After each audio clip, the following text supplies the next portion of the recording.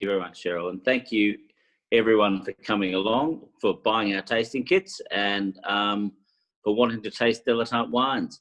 I'll just say a little about Delatite. It was started in '68 by my parents. The vineyard winery went in '82. We've been making, we've been growing our grapes biodynamically since the mid 2000s, and they've all been vegan friendly, if that floats your boat, since about 2009. We only use wild yeast, hand-picked biodynamics, and we're going to be applying for certification over the next 6-12 months. So we do things sustainably. I'm a fifth generation farmer. I suppose my family arrived in Victoria in 1836. So from Tasmania. That means we did some pretty bad things, no doubt. But we've been farming up here in Mansfield since, for 130 odd years. So, but only doing wines more recently, for close to 50 or over 50.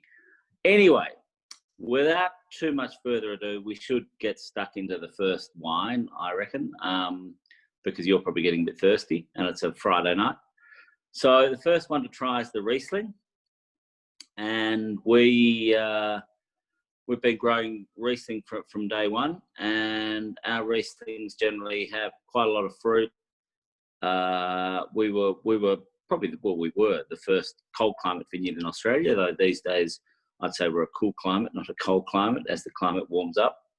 And Riesling is one of our flagships, and it has a lot of fruit. It's very, very big on the nose. It's got lovely lime, lemony fruit characters, and I can't actually see if you're tasting this or not, because all I can see is myself. But at this stage, but it's also got great length, and due to the way we make it and the way we make all our wines, it actually has a lot of breadth on the palate and texture and roundness.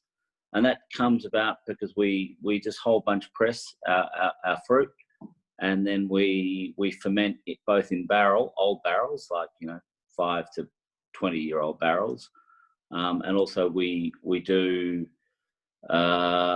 practice what they call aging on yeast lees, and stirring those lees. So basically the yeast that falls down after ferment. It's what they do in Burgundy a lot with Chardonnay, and in Alsace and Germany with all their whites. They use this practice, and it just means you get a lot more texture and breadth and just roundness on the palate. But have a go, see if you like it. And if you have any questions for me, because I'm very good with questions, but again, due to the fact I'm only using my iPhone, I can't actually see much. So what I'd really like is for you to direct the questions through Cheryl, and that way she can then ask the questions that come through. I just saw one coming through on French oak. Look, with old oak, it doesn't matter what you use, because we're not actually after oak flavour in these wines, except for in our Chardonnay, which we're not trying. So they're basically pretty big barrels. They're 3, 5, and 800 litre barrels, and it's mainly French, but there could even be some old American. But really, it's not for the flavour. So it's for what you get with the integration. You get air going through the barrels, so you just get a lovely aging effect in the wine. Awesome. Thank you, David. Yeah. So if you do have any questions, guys, feel free to put them in the chat, or if you don't have access to your keyboard, you can always turn off your mute and speak up and ask yourself. Either one is fine. Yeah, so with this Riesling, it's a 2018, which was a relatively warm year. It'll age really well though. It'll age for, if you like aged whites, it'll age for 10, 15, 20 years plus. Oh, wow. Yeah, but it's great drink now. Catherine says it's bloody good. Catherine, what did your partner think?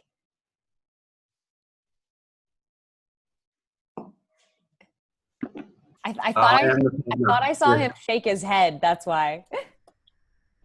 No, I wrote it. No, I'm just using Catherine as a ruse. Okay. So you did like it. Excellent. All right, so we've got the poll up. We're just using this since we don't have the scoring grids. I don't think we sent them to you. So we did send you guys the notes, I think. So you should have, your little booklet. I think I got one. But if you could just jump on, rate the wine. There's 5 different ones. And I always have to read them because I forget. So they're appearance, aroma, body, taste, and finish. And if you don't want to rate all 5, just pick one, and we'll get a sense of whether you liked it or not. Oh, look at that. We got some 5s coming through already. Oh, beautiful. Well, I must admit, with some of our wines, especially our reds, we don't practice filtration, and we don't add any fining agents to our whites or reds. So we don't add milk, we don't add fish, we don't add egg products. So they're very natural wines. So with some of our reds, they might be not quite as clear and beautifully clean as a lot of wines, but that's a winemaking choice, and also it's a choice just about not adding a whole lot of shit to your wine, or in the vineyard for that matter. So philosophical. Why would you add milk or eggs? Where would you add it? Well, adding egg white is, they've done that for, since, I suppose, Jesus was a boy, and before Muhammad was born. It was, and that's really to take out, it softens the tannin. So basically you add the egg whites into the red wine, you stir it up, and then you let it settle, and the egg whites take out quite a lot of the tannin. And if you're a small company like us, what we used to use, we'd go out and get biodynamic or organic free range eggs, and then we would mix up, basically beat the egg whites and then add wine into it and then add it into the tank. But if you've got a 1 million litre tank, you use something else besides egg whites. There aren't that many eggs. And you use fish products. Well, the more stuff happens, like machine harvesting, and the more industrial the winemaking, the more faults and, I suppose, coarseness comes into wine. So then you might use fish products and milk products to take that coarseness out. And yeah, it's just what's developed and what is regarded as quite normal in modern industrial winemaking, but it's not something we're a part of. So learn something new. Yeah. Well, why don't we move on to our second one, which has an interesting name? Yep. Well, the Mansfield Blend. This is a 5 white blend. We're now developing a couple of 5 white, 5 red blends as part of an alternate series of a sort of sub-series of wines we make, which means we're getting to even more sustainable winemaking with these wines. We tend to try and pick them on or around the same time so that we're co-fermenting them. But with this particular wine, I think 2-3 varieties were picked on the same day, but 2 weren't. So it's a mixture of Riesling, Pinot Gris, Sauvignon Blanc, Viognier, and Chardonnay, I think, from memory. And there's only a little bit of Viognier in there. But basically, Andy's my winemaker, though I've done a lot of winemaking in the past. But now, unfortunately, over the past few years, I've been too busy running the company. We basically look at it, and we're not trying to get it to be varietal. We're not trying to get any particular flavour. We're trying to make the best sort of common, the best sort of wine made out of a whole lot of different varieties. And it's something that, you know, you find in Germany and, you find it in a lot of European countries. In fact, you find it in Spain, in Germany, in France, Italy, where they actually blend with a whole lot of different varieties to make a wine. And so this wine, it was the first Mansfield Blend. We've now made another one, which is the 2019, because the 17 has really gone very well. It's almost the most drinkable of our white wines right now. And it'll age quite well for a couple of years, but, well, it's the first one, so God knows whether it'll age for a lot longer than that. But it's made for drinking over the next year, 2, 3, and we'll go with a whole lot of different foods, and we'll just drinks really well.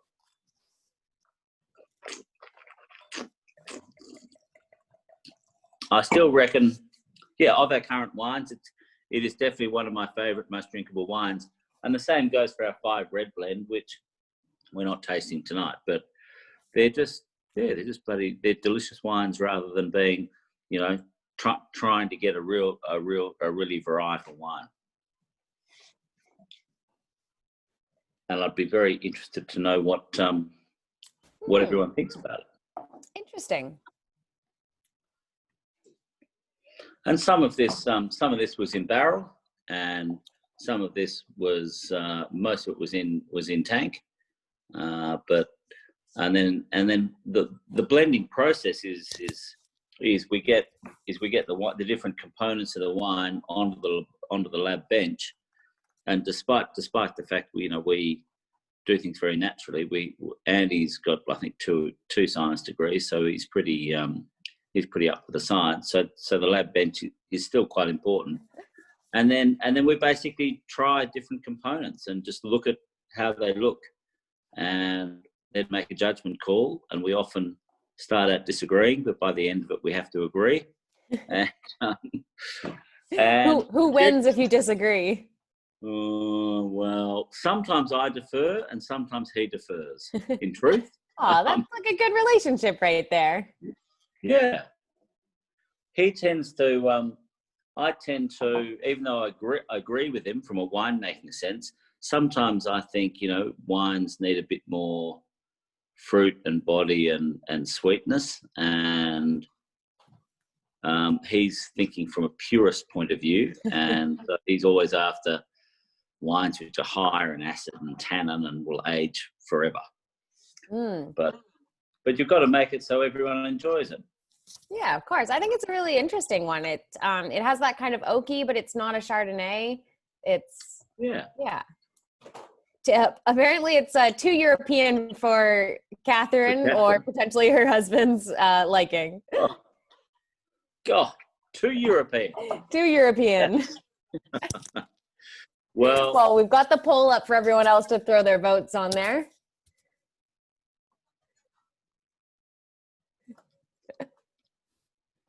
For a typical non-white drinker, I actually particularly like this one. Right, great. Good. Yeah. Is that because it's got a bit more going for it? Yeah, it's got. I think because it's a very nice blend of a few wine varietals, and some of them in there are the whites that I tend to go for more than others, and it blends nicely, and it's a nice easy drink, as you said.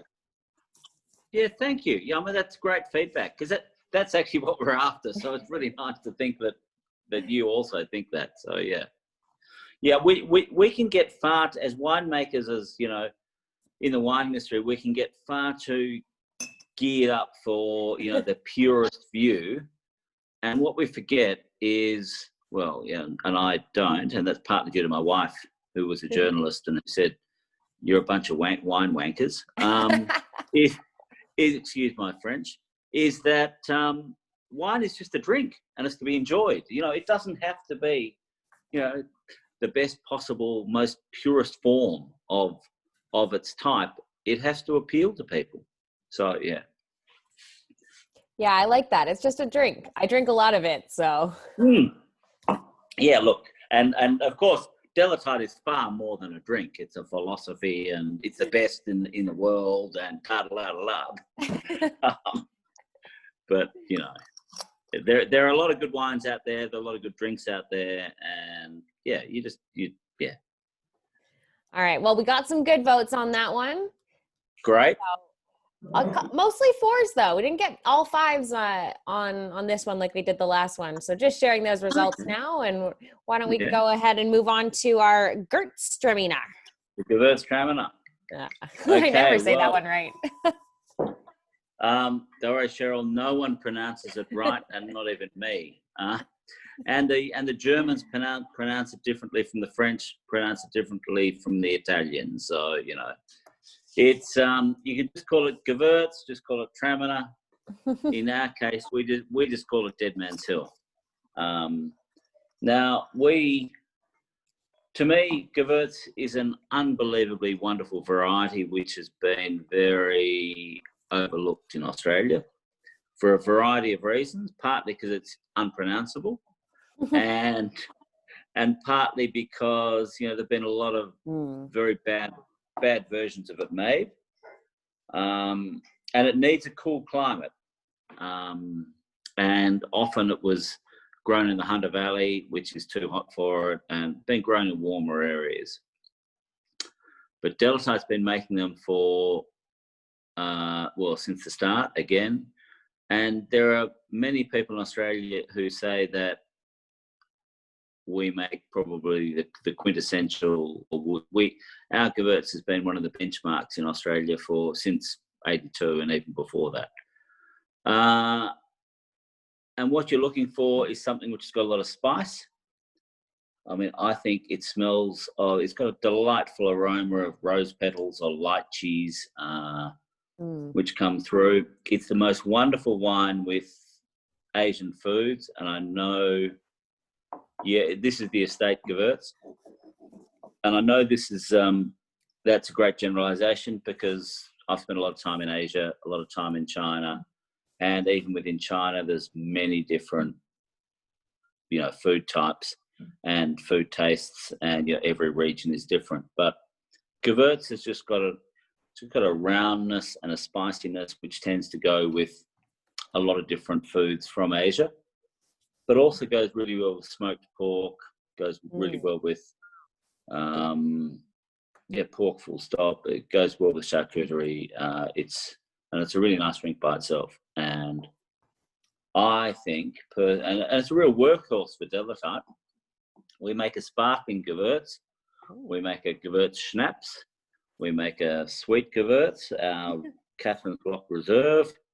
It goes into a couple of our blends, both our Hell's Window, which is a completely natural blend, and also into the Mansfield Blend. So it's a very important variety for us in our range of wines. So David, why is it called Dead Man's Hill? Good question. We have. Some people say we've got a fixation on bad names. You know, we have Dungeon Gully, we have Devil's River, we have Dead Man's Hill, we have Hell's Window. So yeah, you get the picture. Yeah, you are. However, these are not necessarily ours. The Dead Man's Hill is the only one that we've made up in theory. All the others are local place names, i.e. geographical sites. Dead Man's Hill, the original Mansfield Cemetery is actually on our land, not far away from where I'm sitting tonight, which is on the same range of hills as Dead Man's Hill, where the vineyard is. But wasn't a lot of people think that might be the reason, but it's actually because a guy who worked for Mum and Dad, who was a family friend, when they planted or when the vineyard was trellised, he used to walk up and down that hill. The first day it was 3 times a day, the next day it was twice, and the next day it was once. And when my parents asked him why they didn't come to see him for morning tea and lunch and whatever, he said, well, Vivian and Robert, you're like a dead man by the time you climb up that hill and back. And from that moment, we've always called it Dead Man's Hill. So it's slightly separate. Yeah, so slightly separate from our main Gewurz vineyard. So yeah. How is everyone liking the Gewurz?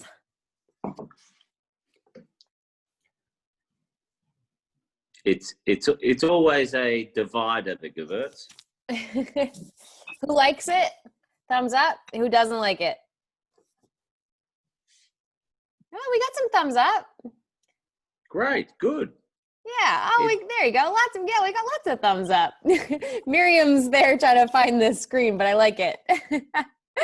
Beautiful. Well, I think Gewurz. Miriam and friends, do you have any comments on this? No, they don't want to say hi. Okay, that's all right. We Camera shy. Perfect texture weight. Yeah. And taste. Yeah, number 5, I reckon. It was 5. It was 5. There you go. 5. Yay! Great. High 5. High 5. Excellent. Hey. Oh, we got another 5 over there from Brian and friends. Oh, beautiful. Excellent. Yeah, we got a couple of 5s here. This is excellent. Good. Well, I hope you just look out good, cool climate Gewurzes. There are some really good ones made at Orange up in New South Wales. Good ones made in Tassie, but you've really got to look for Gewurz Traminer from cool areas. Don't look for anything from, well, I won't bother saying where, but there's Western Australia has some good ones. Near Castle Rock, Barongarup, Tassie, Canberra, Orange, Adelaide Hills, maybe. Clare, yeah, there is. Skilligalee is a really good one. Go cool areas. Well, I have to say, I really love the smell of it. I do. I smell the lychees. I could just sit here and smell it all night long. Yeah, that is the thing about Gewurz. It's got that lovely lychee rose petal, which, yeah, I agree. It's almost nicer just smelling it than, well, it's good tasting it too, but yeah. Yeah. But there are some. We make a dessert wine from Gewurz, and there are just some absolutely beautiful Gewurzes from Alsace, which are dessert wines. Unbelievable wines, just so beautiful. I noticed that you have quite a few from 2018. Was that like a really good year? Yeah, 2018 was a good year, and we normally like having we keep our wines in tank and barrel for quite a long time. So even our aromatic whites, they'll stay for close to 8 to 12 months in tank and barrel on their lees, as I explained earlier, just about keeping them on their lees and stirring them. And then we keep them in bottle for a while before we release.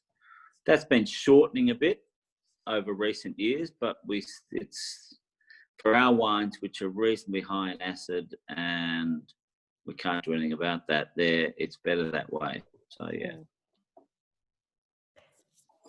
Brand new wines. I mean, we always find, with our wines, whether they be whites or reds, they need 6 to 12 months in bottle before they start really showing their true characters. Yeah, bad, not so good from an economic point of view, but better for a winemaking point of view, and for a wine appreciation point of view. Better for our palates as well when we get them. Yeah, exactly. Much better. Awesome. So, yes. Sorry. Shall so we when go did these? Our Shiraz. Sorry, Laura just sent a message. So yes. When did these get to bottle? Okay, right. Well, it all depends. The 17, let's say the 18 Riesling would have been bottled in mid-19. That'd be right. The 17 Mansfield Blend was late 18, and the 18 Dead Man's Hill was probably about the same time as the 18 Riesling, maybe a little later. So probably about 18 months after they were pressed. And by the way, you know, the other thing with our white wines, we don't crush it. We don't crush our grapes. So we just whole bunch press them as you do in champagne. And that's one of the reasons we don't need to use things like some of those fining agents, because we don't get any components out of the skins. We don't get tannins and anthocyanins and any bitterness which comes from skin contact. And we don't get colour either. And because often with Gewurz or Pinot Gris, Gewurz Traminer is a pink grape, Pinot Gris is a purple grape. So if you machine harvest with them, or even crush them in some years, you get a lot of colour. And you need to, you know, we don't like white wines which look like rosés. So winemakers, if they have that colour in those varieties, they strip it out with fining agents, which, due to the fact we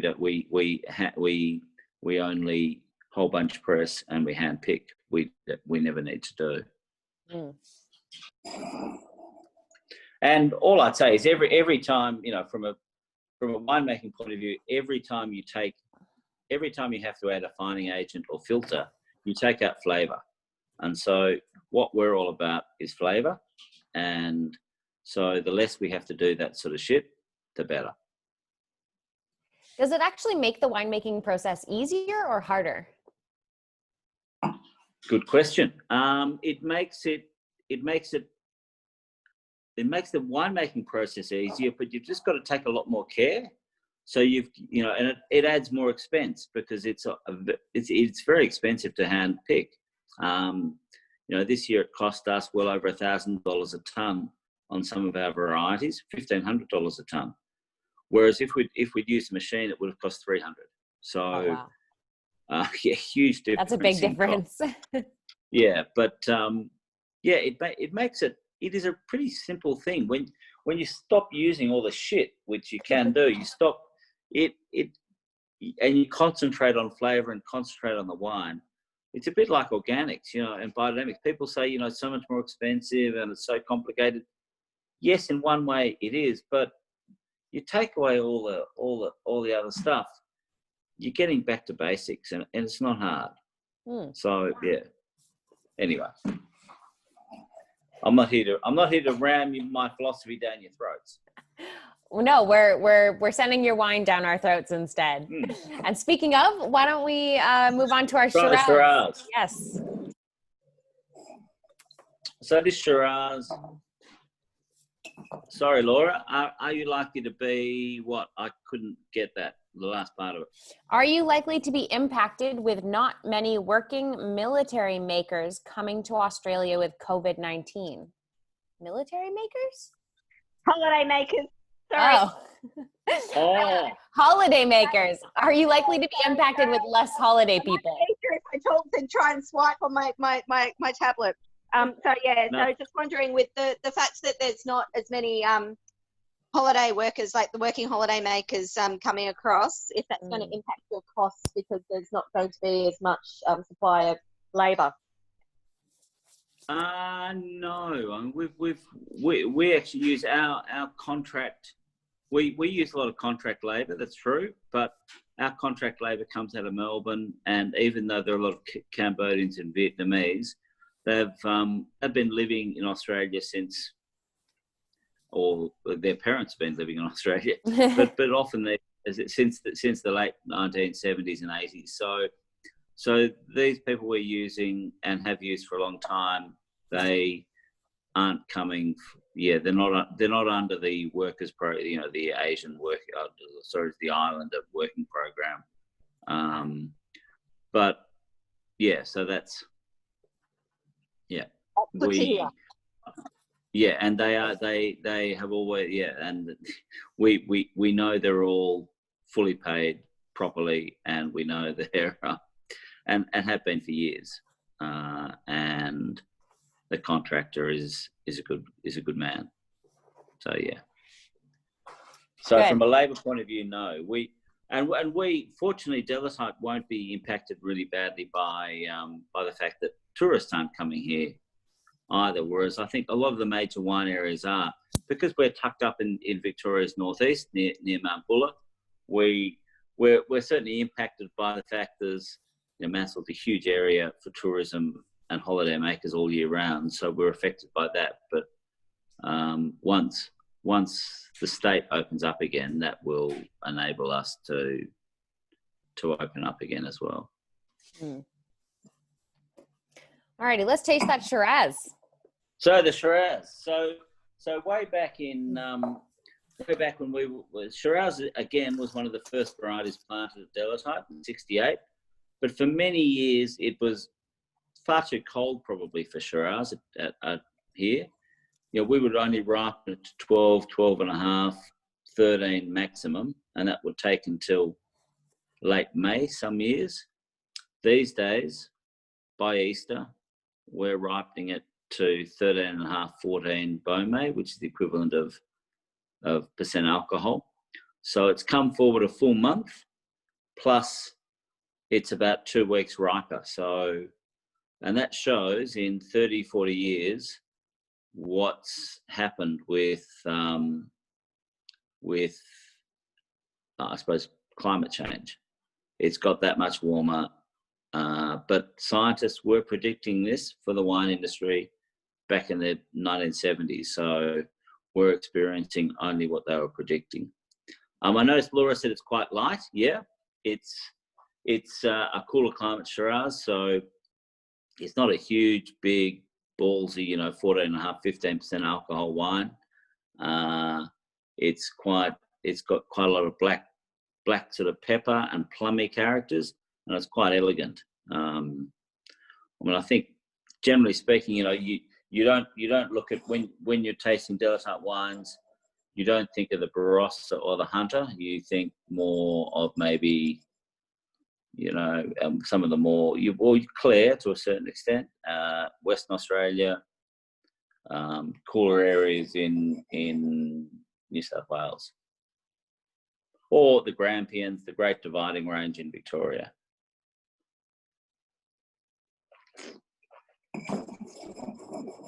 It's a great food wine because it's not too big.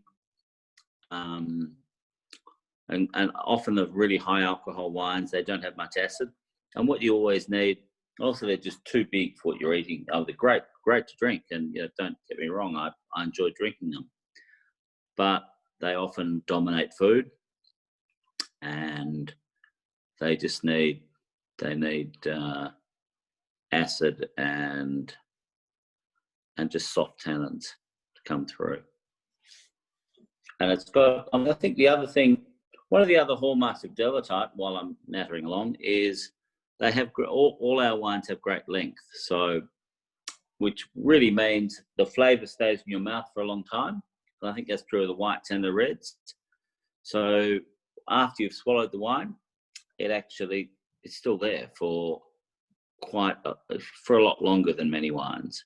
And that again, it's all about balance, and it's all about, and you tend to get that more with cooler climate wines rather than the really obvious front palate fruit bombs that might happen from warmer climates.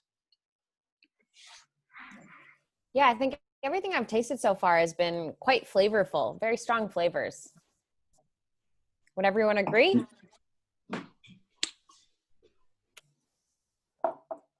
Laura's getting a bit of a cigar smell. Yeah, right. Yeah, well, that's what cigar box. That certainly can come through in our reds. Also, some people find them, and you'll find this perhaps, and I'm suggesting it, so you'll probably see it even more. With the next wine, you'll find a mintiness probably, which comes from the Cabernet and Merlot components of the Devil's River get that, but also even the Shiraz can get that in slightly cooler years. But this wine, again, this will age really well if you want to put it under in the cellar, under the stairs, somewhere cool anyway. For how many years? 15 to 20 years. Oh, wow. especially with it being under screw cap, it'll age well.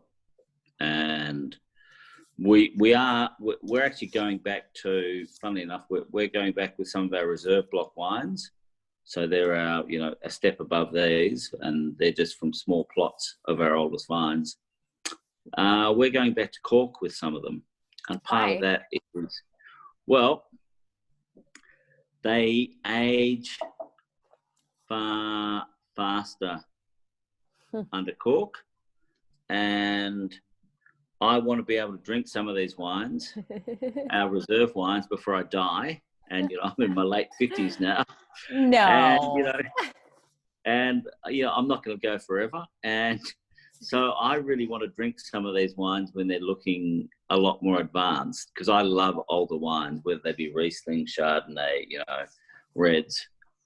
And also our Chinese, we've sold a lot of wine to China in the past, and even though the last 6-8 months hasn't been great, we're continuing to, and they would certainly like us to bottle under cork.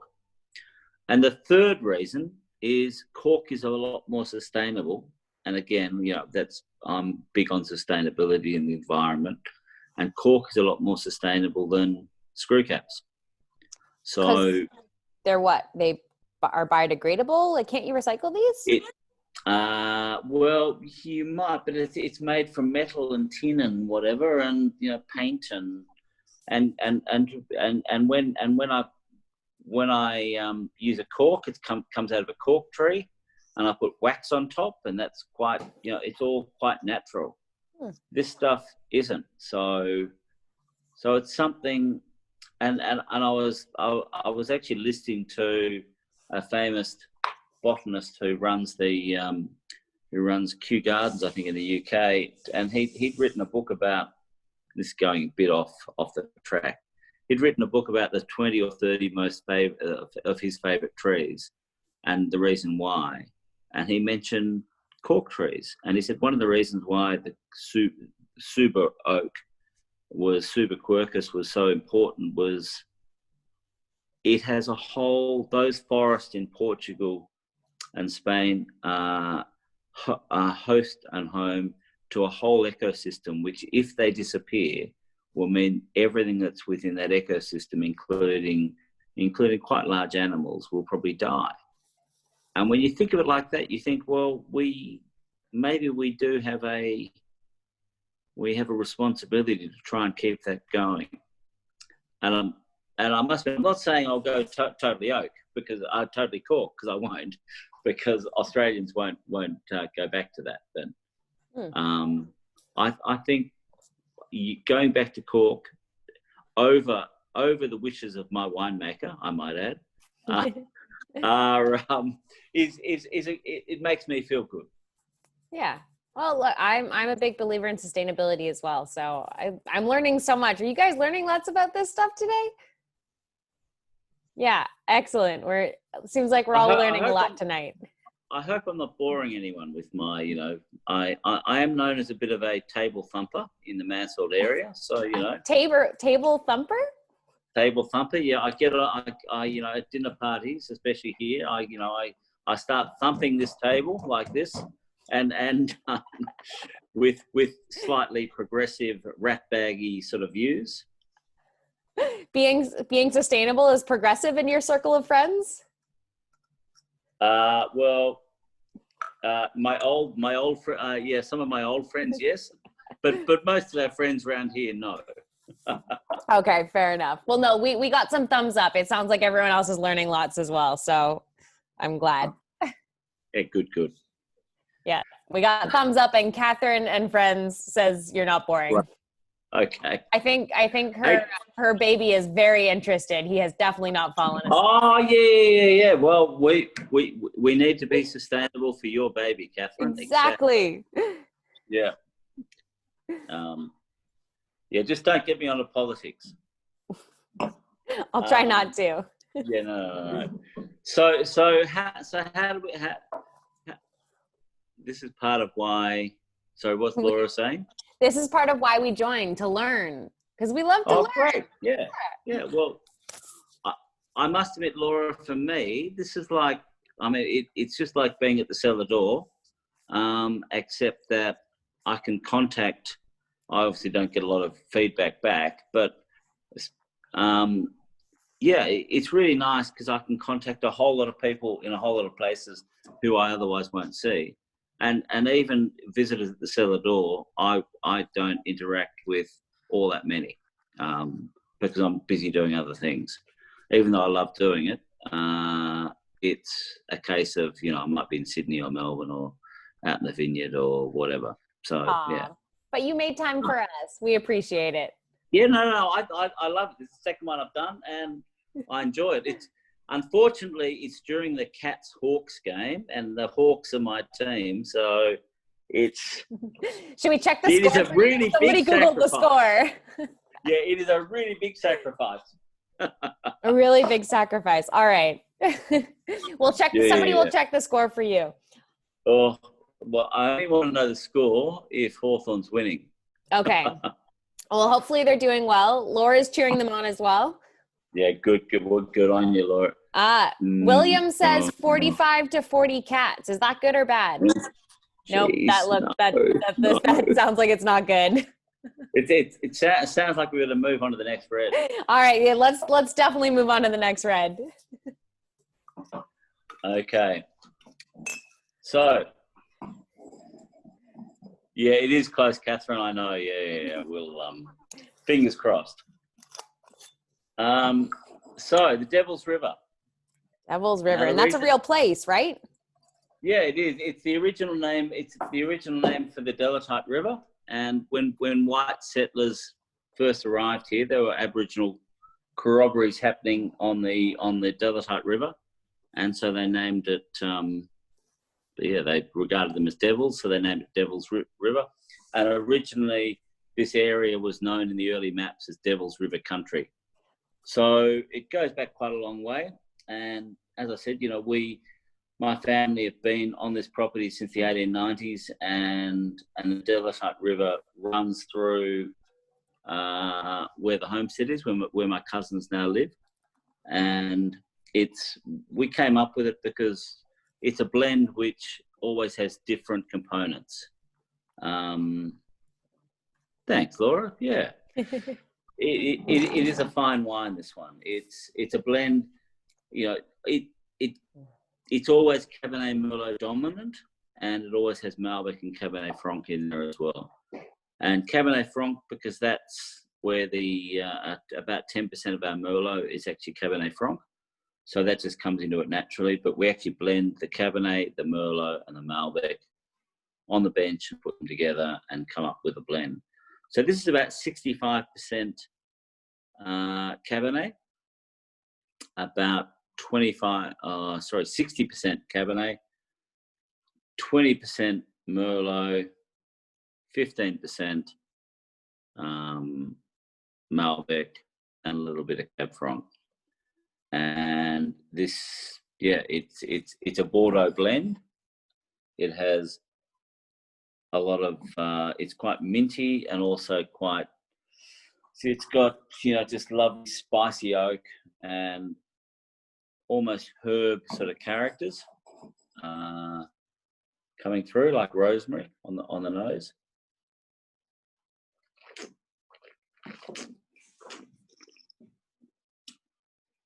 This wine will go for 15 plus years, and if you like Cab Merlot, if you like Bordeaux type wines, it's a pretty serious wine. And we do make a reserve of this wine from the oldest vines called the Donmouth Block, named after our son Donny. But this is, pretty good. Again, lots of flavor. Yeah, a lot of different flavors going on. So Kathleen said, is it hard to make preservative-free wine? Oh, well, very good question. We don't make preservative-free wine, except, all of these wines have minimal amounts, and that mainly due to the way we process in small batches, and the winery is close to the vineyard, and everything's hand-picked. So that just by definition means it's very easy to use, a lot less sulfur dioxide than with machine harvesting and big transport and big batches. And also, using natural yeast helps as well, because we just let the yeast go. We do make our Hell's Window, which is basically preservative free, which is a natural wine. And it's not hard to make it, but I wouldn't like to make all our wines like it, because things will go wrong. And with the Hell's Window, we just got to really look after it and make sure that things don't go wrong with it, and look after it, keep the barrels full. There's a few things we have to do. But with that wine, it's also unfiltered, unfined. So, and it's a white wine made like a red wine, so it's fermented on skin. So it's so natural. It is, you've got to look after it. Laura is asking, do you do the cow's horn thing? I don't know what that means. Was that a typo or is that a real thing? No, It's a real thing. Yeah. It is a real thing.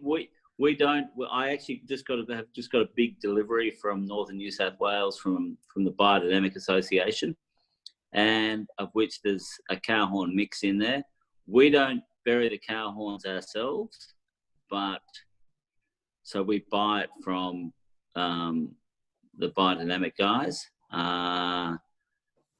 So yeah, and our kids actually went to a Steiner school before they went away to boarding school. So they spent 9 years at the local Steiner school, and I moved across. So I started playing with biodynamics in the early 2000s, and then we went basically fully biodynamic in 2005-06, and in the vineyard, and we'll be applying for certification quite soon, which I've just been lazy. It takes a lot of work, but I think it's time. And we're also at Delatite, we're building a brand new cellar door over the next 6 months, building a permaculture garden, permaculture orchard, and all of that ties into what we're doing. And so all the food you get at the cellar door will, to a certain extent, come from our own land. Yeah. So short for sulfur dioxide, there was a comment came through. Oh, I asked what is 220 because Catherine and Nick said it's a shame there's no disclosure on how much 220, and I asked them what is 220, and they told me to Google it. Actually, Laura told me to Google it. Yeah, there's 220, there's 200, 220, 300 is ascorbic acid, which is vitamin C, and we used to use that, and we no longer do. When my sister was winemaker, we did things very differently so basically our winemaking changed a lot, but basically in 2006. And that's just different philosophy. Not better, not worse. Well, I think better, but it's not different. we don't want to go down that route, really. Yeah, fair enough. How is everyone enjoying this last one, Cab Merlot? Oh, we got thumbs up. That's excellent. We're sharing the poll now. Great. Does anyone have any further questions for David? I think Nick really likes this one. Great, good. Yeah, it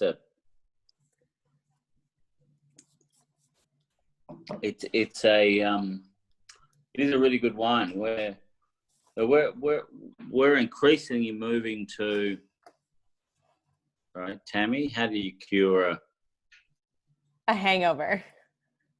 Oh, A, don't get one. B, I would say, well, it's amazing how many people say that the better the wine, and I actually do think this is true, the better the wine quality in terms of less additives, less, especially preservatives, the less likely you are to get hangovers. And obviously there's a certain the volume does help or does hinder. So perhaps drink a bit less, and I'd say do as I say, not as I do. But and there's no doubt Baroccas do help if you take them the night before. Exactly, Barocca. William, Barocca. But take them the night before. Take it the And night lots of before. water. As in before Yeah. you start drinking, or the day No. before you drink? As in, take it before you go to bed. Before you start drinking or before you go to bed. Ah, okay. But I have a lot of people who've said to me that and look, I drank a lot of very serious wines up in barrel. I drank too much of, but they were very good wines on last Sunday. We were up visiting some friends and I had no ill effects, and that was due to the quality of the wine, I have no doubt. So it really is a case of the less sulfur dioxide and the less additives and the less everything else.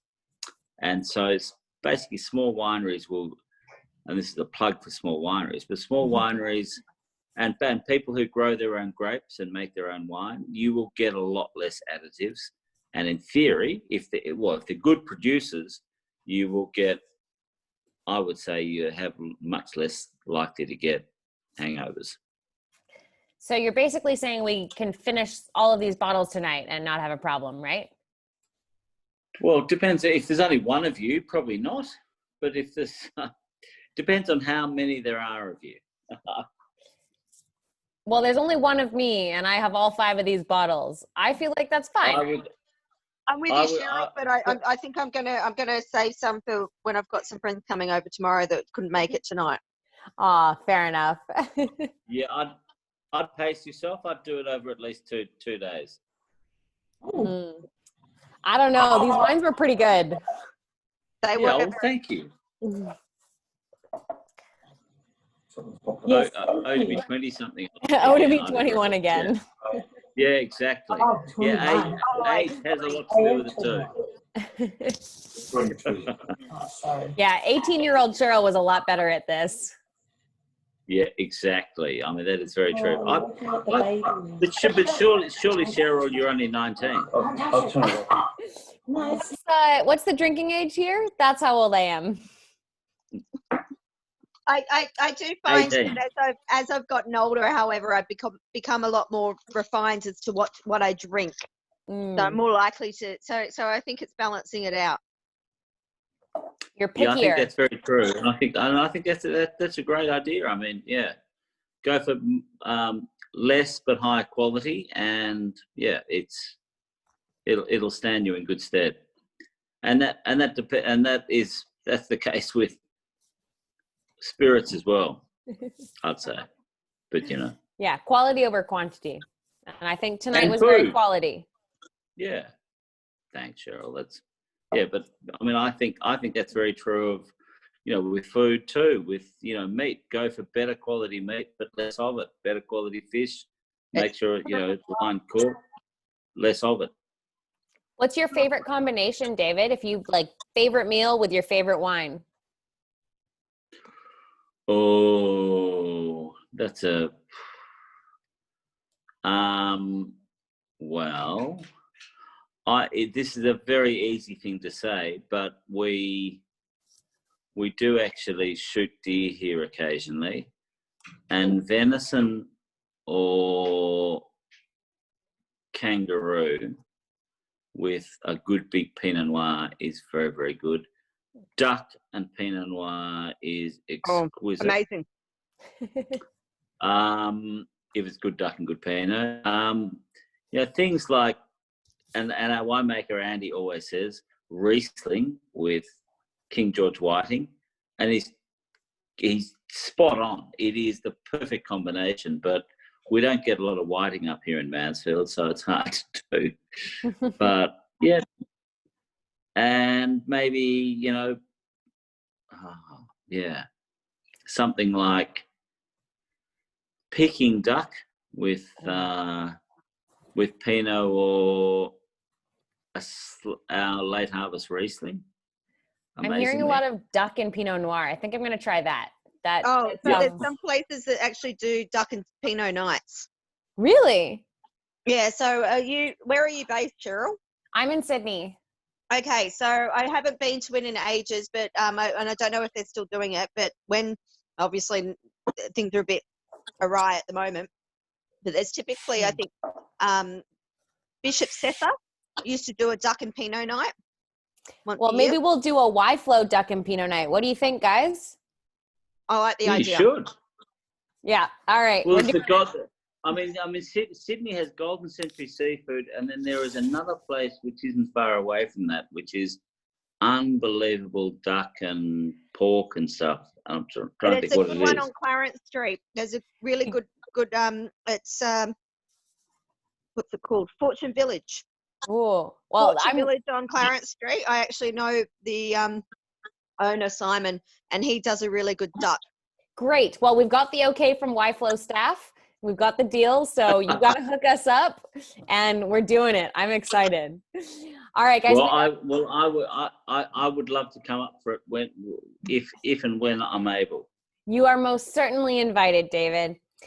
All right, so we've got just a couple more minutes here, guys. So I'm just going to quickly share my screen and just show you, where you can get these amazing wines that you've tasted here tonight.